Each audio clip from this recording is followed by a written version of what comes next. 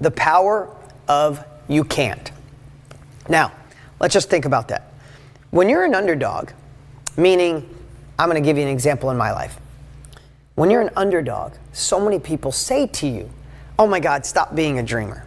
Oh, you can't do that. Oh, it takes money to make money. Hey, let me ask you, have you ever had an idea? Like you think of an invention, like I'm going to create this widget that's going to help moms or new moms, or I'm going to create this thing that allows your car to do X, Y, Z, or this app that's going to be amazing, or this something, something, something. And you tell some people, and they say to you, oh, that's a great idea, but somebody probably already did it.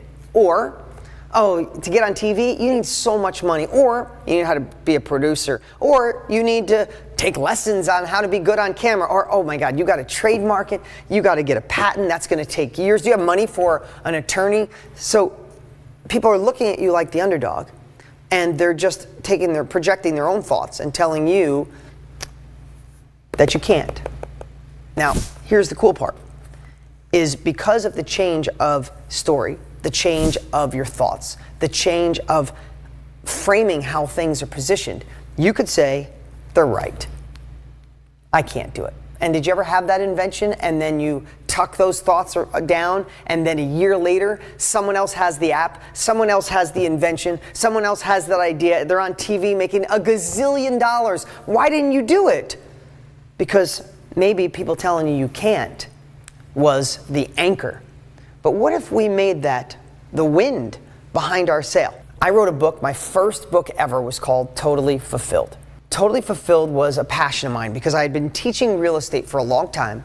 And what I realized is when I sat in customer service or I talked to people that weren't making money yet in real estate, I found out that a lot of times, most every time, it had nothing to do with the real estate education that I was teaching at the time. It would be like, my spouse doesn't support me, I don't think I have the money, my boss is paying us, I don't have the time. All these excuses, except for the one that they really wanted. They wanted this next level, but they weren't actually doing it. So I said, how can I obsess? How can I learn? How can I dig down and climb inside their head and help people have the tool to have momentum, right? So I decide I'm going to write a personal growth book. Now, when I look at that book, now, I wish that I would have waited longer. That's why I wrote Millionaire Success Habits. I look at now, you know how we all grow. That was 10 years ago I wrote that book. But let me just tell you the power of you can't. I wrote that book. First book I ever read. I had dyslexia. I'm not a good writer. That's a story. I don't know if I should write a book. I'm not that good. I don't know if I should write a book. I barely graduated high school. I don't know if I should write a book. My grammar is horrible. I don't know if I should write a book. That's what smart people do. I don't know if I should. I had all of these beliefs. But I said, the hell with it. I'm just going to write it. So I write this book. I write Totally Fulfilled. I get done with it. I'm like, I think this is a great book. And I go out and I hire what I believe I heard is the best editor to clean it up. So I send it to her. She lives in Virginia. I fly all the way to Virginia. I sit with her. I go over it. She says, okay, give me 2 weeks. She calls me 3 days later. I'm like, oh, I didn't think I was going to hear from her for 3 weeks. 2 days later, she said, Dean, I got to be honest with you. I can't edit this book. I'm like, why? And she said, I know you told me some of your insecurities, and it kind of shines through. This isn't a book. It's a 250-page conversation. It is so far off, it doesn't need an editor. It needs a real writer. It needs a complete rewrite. Like, wow. Felt like the underdog. As soon as I hung up, I'm like, what is wrong with me? Why would I try to... This is the stories that started. I'm going to show you the difference between the anchor and the wind behind your sail. The anchor sunk in for the first couple days. I'm like, why did you think you could write a book? Oh my God, I'm not that smart. And then I literally at the time, I had just met Joel Osteen, I think at the time, and I popped open his book and I read like 5 pages. I'm like, now that's what a writer does. That was good. Mine does stink. And oh God, and I had all these beliefs. And at that moment, think of that pivotal moment. God, I couldn't think. The pivotal moment in my life. Anchor or wind behind the sail. Underdog, poor me. Underdog, advantage. It's no good. It doesn't read right. And all of a sudden, I went 2 days of thinking all those stories. And I said, literally on the third day I woke up. I said, no. And I switched it to an advantage. I didn't know I was doing this. I'm sharing you in hindsight, but I switched it and I'm like, no, she wants to say that I can't write. Yeah, in fact, I don't even want to fix the grammar. This is how I talk. The book is written like a 250-page conversation. If you read Millionaire Success Habits, you know how I write. I write the way I talk. I think it's conversational. I think that's why Millionaire Success Habits were over 350,000 copies. It's one of the best-selling books in the last 12 months. Let someone critique that now. What's it, 1/10% sell over 250,000 copies? And I did that because it's the same. Millionaires are totally fulfilled. I've evolved a little. But anyway, I get this feeling and I'm like, I'm going to show everybody what I'm made of. She thinks that this book isn't going to be a bestseller. Watch how many books this sells. And I started taking the power of you can't and said, really? You don't think I can? And I found this fuel. I can't tell you. Nothing changed. She still thought the book was shit. I never wrote a book before. I did have dyslexia. I wasn't special reading. All those factors were the same. You know what changed?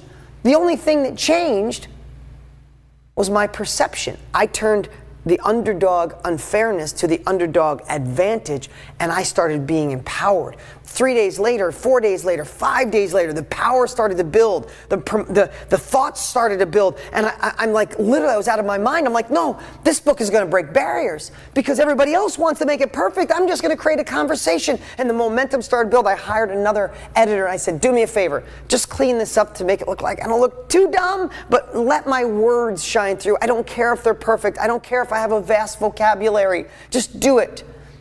They cleaned that book up. I got a publishing deal, and the book hit the New York Times bestseller list within 2 weeks. It was my first book, and it hit the New York Times bestseller list. What if I look back? I've had a million of those. By the way, if you heard that story before, I've shared that on stage before. But what if at that moment, and many other moments, did I feel like the underdog and just tuck my tail between my legs and go, yeah, they're right. No, I found a way to take the power of you can't and go, really? You don't think I can?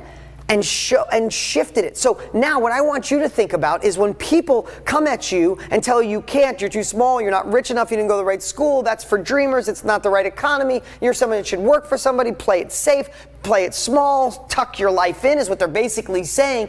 I want you to start thinking now, just flip the framework. Literally, think of the words, flip the framework. Instead of it framing you down, I want you to think instead of it being kryptonite, it is the wind behind your sail. It's your motivation. It is the nitrous oxide. Because I have literally programmed my life, my brains, my thoughts. When people say that won't work, internally, you know the two voices we have? Think about the two voices.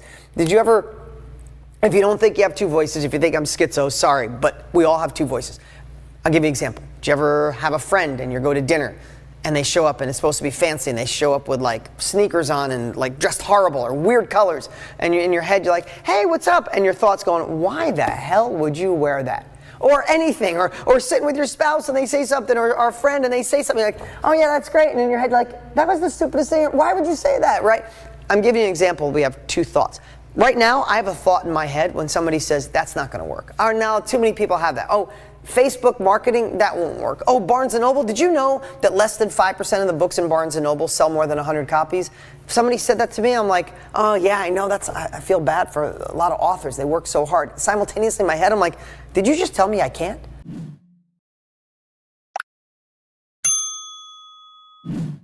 Did you just tell me? And I could literally feel vibration. I could feel energy. I could feel momentum. I'm like, so I have reprogrammed my thoughts that when someone says they can't, that is my power. That's not my kryptonite. You're juicing me up. Tell me more. Tell me how many times that a guy that can't write good can have now I have multiple New York Times bestsellers, sold over 1 million books. Come on.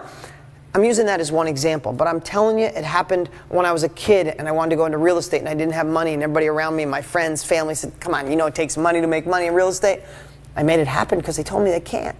So in your life, has anybody ever told you you can't, and how do you flip that around? What's up? What's up? Hey, before you go, you need to watch these next few videos. They're absolute game changers. Hurry up and click right over here and watch them, and I'll see you there.